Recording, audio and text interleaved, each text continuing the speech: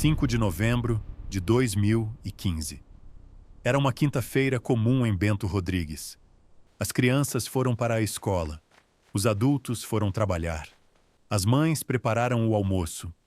Ninguém sabia que aquele era o último dia normal de um lugar que deixaria de existir em menos de uma hora. Às 15 horas e 46 minutos, a barragem de Fundão rompeu. O que veio depois não foi apenas uma tragédia ambiental. Foi o fim de um mundo inteiro. E a história das pessoas que estavam dentro dele merece ser contada do jeito que realmente aconteceu. Bento Rodrigues era um distrito pequeno, cerca de 600 pessoas. Ruas de terra, casas simples, uma igrejinha no centro que tinha mais de 100 anos. O tipo de lugar onde todo mundo se conhece pelo nome, onde as histórias de família se misturam com a história da cidade. Um lugar que existia há mais de 300 anos e que desapareceu em minutos. Quando a barragem cedeu, uma onda de rejeito de minério desceu a montanha com uma velocidade que ninguém conseguia imaginar. Lama vermelha, espessa, pesada, carregando tudo o que encontrava pela frente. Árvores, casas, carros, animais e pessoas. Simone Aparecida tinha 37 anos. Estava em casa quando ouviu um barulho diferente. Um ronco vindo da montanha. Ela pegou os filhos e correu. Não olhou para trás. Não teve tempo de pegar nada. Quando parou de correr, a casa onde havia criado seus filhos já não existia mais. Ela foi uma das que conseguiram sair. Nem todos tiveram essa sorte. Samarco, a empresa responsável pela barragem, era uma joint venture entre duas das maiores mineradoras do mundo, Vale e BHP Billiton. Naquele dia, seus sistemas de monitoramento registraram anomalias horas antes do rompimento. Alertas que foram observados, analisados e não transformados em evacuação. As sirenes que deveriam avisar a população nunca tocaram. 18 pessoas morreram. Outras centenas perderam absolutamente tudo. E quando a lama parou de avançar em Bento Rodrigues, ela continuou seu caminho. Desceu até o Rio Doce. Avançou por 663 quilômetros. Chegou ao Oceano Atlântico 17 dias depois, destruindo tudo ao longo do percurso. Comunidades ribeirinhas que dependiam do rio para comer, para beber, para viver. Pescadores que de um dia para o outro não tinham mais o que pescar. Agricultores sem água para irrigar. Famílias sem acesso à água potável. Estima-se que 250 mil pessoas foram diretamente afetadas. Mas o número que mais pesa não é esse. É o número de famílias que, anos depois, ainda não tinham para onde ir. Os moradores de Bento Rodrigues foram realocados provisoriamente. Hotéis, casas alugadas, alojamentos temporários. A Samarco prometeu reconstruir o distrito, prometeu indenizações, prometeu que as famílias voltariam para um lugar parecido com o que tinham perdido. O que aconteceu foi diferente. Processos judiciais que se arrastaram por anos. Indenizações que demoraram a chegar, quando chegaram. Um reassentamento que só começou a sair do papel muito tempo depois.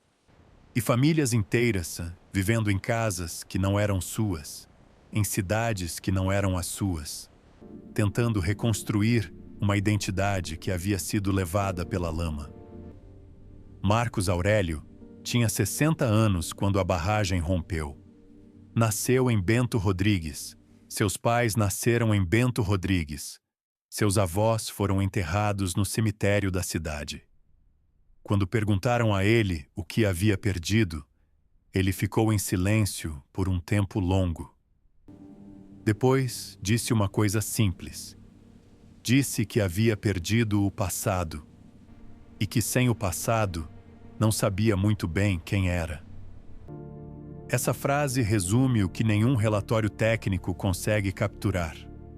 O rompimento da barragem de Fundão não destruiu apenas casas e infraestrutura. Destruiu memória. Destruiu pertencimento. Destruiu o tipo de coisa que não tem preço e que nenhuma indenização consegue devolver. A árvore que o avô plantou no quintal. A marca na porta que media a altura das crianças a cada aniversário. O caminho que as pessoas faziam de olhos fechados porque conheciam de cor. Tudo isso virou lama. E aqui está o ponto que poucos param para considerar. A barragem de Fundão não era a única barragem da região em estado precário. 4 anos depois, em 2019, a barragem de Brumadinho, também em Minas Gerais, também operada por uma mineradora gigante, a Vale, também com alertas ignorados, também sem sirenes ativadas a tempo, rompeu. E matou 270 pessoas. 2 desastres. Mesma empresa. Mesmo estado. Mesma lógica. A pergunta que fica no ar é incômoda. O que precisaria ter mudado entre 2015 e 2019 para que Brumadinho não acontecesse? E por que não mudou? Os moradores de Bento Rodrigues que ainda estão vivos, que ainda estão esperando, que ainda estão tentando reconstruir o que a lama levou, provavelmente sabem a resposta. E provavelmente carregam essa resposta com um peso que nenhum de nós consegue imaginar.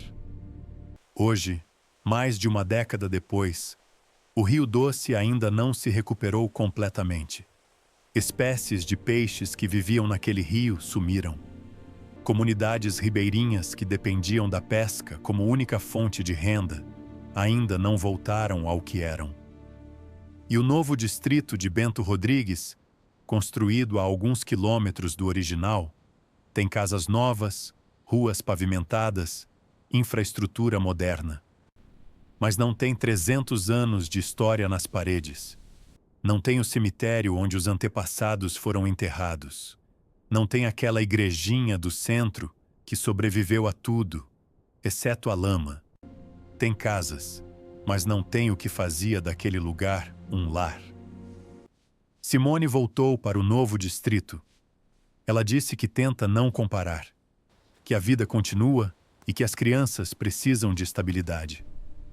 Mas em certas noites, quando o vento sopra de um jeito diferente, ela diz que lembra do barulho.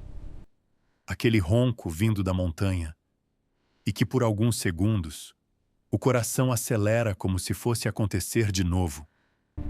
Esse é o tipo de cicatriz que não aparece em nenhum laudo técnico, que não consta em nenhum processo judicial, que nenhuma indenização cobre. É a cicatriz que fica nas pessoas que sobreviveram e que, de alguma forma, precisam continuar vivendo com o que viram, com o que perderam e com o que nunca vai voltar.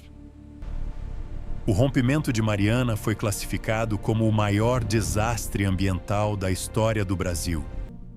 Mas antes de ser uma estatística, antes de ser um processo judicial, antes de ser um capítulo de livro didático, ele foi a quinta-feira de 600 pessoas que acordaram sem imaginar que aquele seria o último dia da vida que conheciam.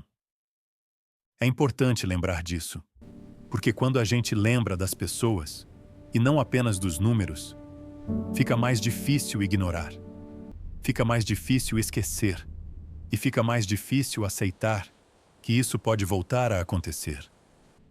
Se esse vídeo te fez pensar, deixa o like. Se inscreve no canal porque tem muita história importante esperando para ser contada. E comenta aqui embaixo. Você sabia de tudo isso? Ou teve alguma coisa que te surpreendeu?